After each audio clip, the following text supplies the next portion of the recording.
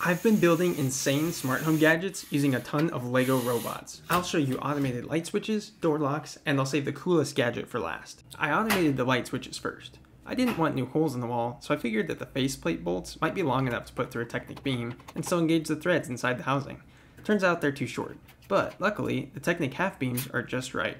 Or I could have gotten longer bolts. Anyway, from there I had to find a way to actuate the switch up and down.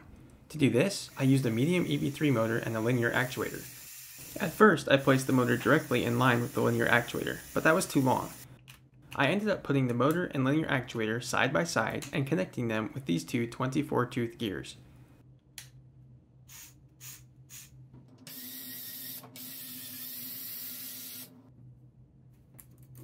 As the motor rotates, this slide raises or lowers to flip the switch. The touch sensor I added here acts as an end of travel limit switch so the motor can initialize. Lastly, I needed to find a place for the EV3 controller, and this works perfectly.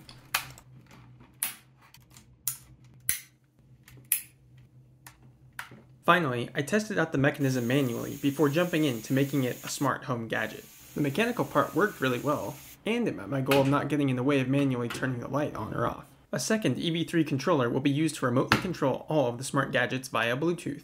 I programmed a menu system using these nested lists in Python that lets me choose which gadget to control. The menu looks like this. I pick a room, say office, the type of gadget is light switches, there's only one switch, and then the action of on or off. When the master controller sends commands, it lights up green, and when the smart gadget receives a command, it lights up green. So let's watch and see if this works. Here's on. And here's off.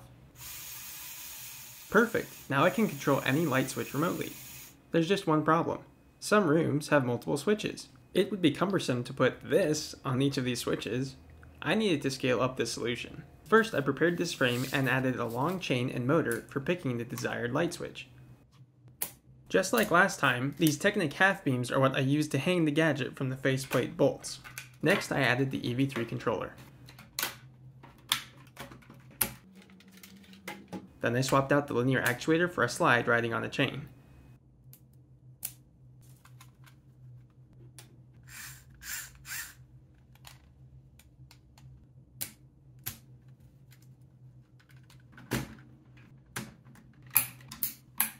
Finally, the touch sensor also wasn't needed anymore, since both motors could use their internal encoders to initialize by bumping against the hard stops at the end of their travel. Check out how this one turned out. I'll pick switch 2 and turn it off.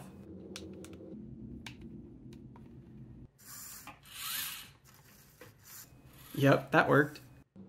Now I'll pick switch 5 and turn it on.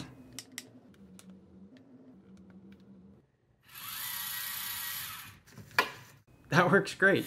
You'll notice that the robot returns to an idle position after flipping a switch. The idle position allows all the switches to still be manually turned on or off. Here's a shot with the lights coming on.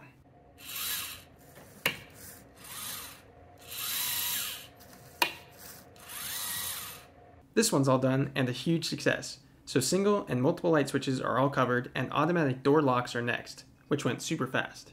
I started by creating a simple frame with two motors. One motor engages the lock and one more twists the lock into the desired position. I used a 36-tooth gear and Technic bricks to interface to the lock. This worked, but the motor also needed a hard stop on one side to initialize off of. So I added round bricks and 1x4 plates to achieve that. Hanging a Lego frame from a door handle was easier than from a light switch faceplate.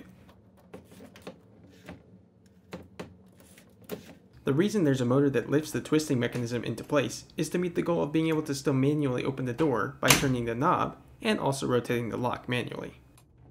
Let's try it remotely. Here, I'll remotely lock the office door.